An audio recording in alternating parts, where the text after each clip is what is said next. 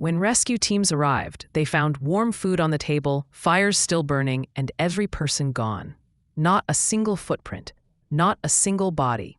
Just an eerie silence that echoed through the abandoned village of Angikuni Lake.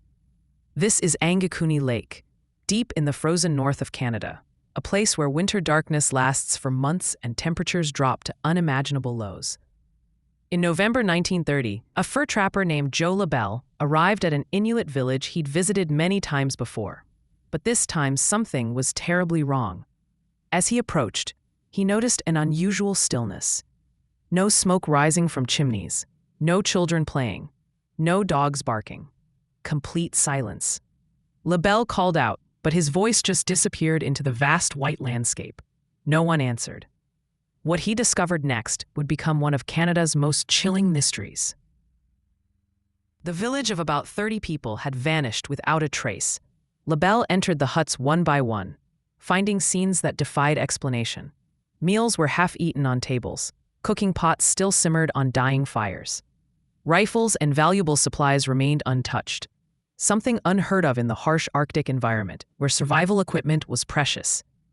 Most disturbing of all, the village dogs were found dead, starved to death while still tied up. Why would anyone leave their loyal companions, their transportation, their protection, to die slowly?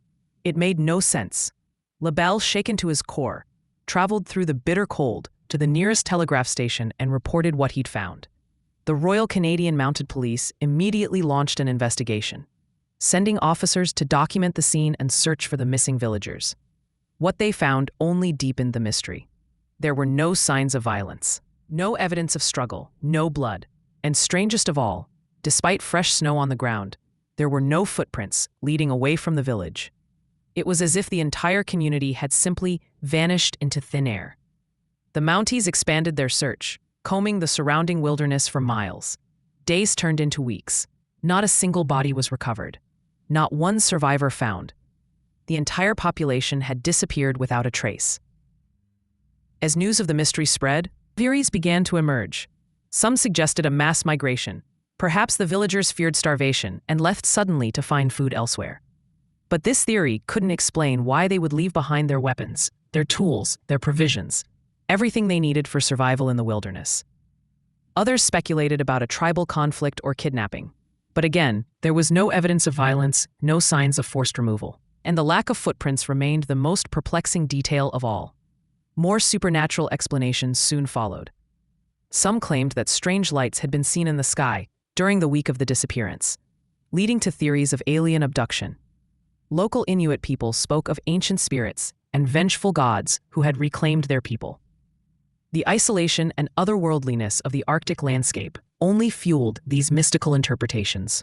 Government conspiracy theories emerged as well. Could the Canadian authorities have relocated the village for some classified reason? Was there a cover-up of a military operation gone wrong? Or perhaps a contagious disease that necessitated rapid quarantine? There were whispers of even darker possibilities. Later reports claimed that burial grounds near the village had been disturbed. Graves opened from the inside, as if the dead had risen. Though these details were never officially confirmed, they added to the growing legend of Angikuni Lake. Historians and investigators have revisited the case over the decades, attempting to separate fact from fiction. Some modern skeptics question whether the incident happened at all, suggesting it may have been sensationalized by journalists hungry for a mystery in the remote north. Yet the core elements of the story persist in official records. Something unusual did happen at Angikuni Lake.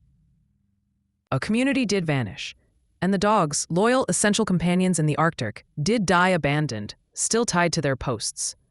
These animals weren't attacked. They slowly starved to death, as if waiting for masters who would never return. The case remains officially unsolved. No bodies were ever recovered. No survivors ever came forward. No definitive explanation was ever provided. Just theories, whispers, and the haunting image of that silent village, meals uneaten, fires extinguished by time, and the vast Arctic wilderness reclaiming what was once a community of living, breathing people. To this day, Angikuni Lake remains a place wrapped in mystery. Travelers who venture there report feeling an unexplainable sense of dread. Indigenous guides often refuse to visit the site. The land itself seems to hold secrets it isn't willing to share. So what really happened at Angikuni Lake?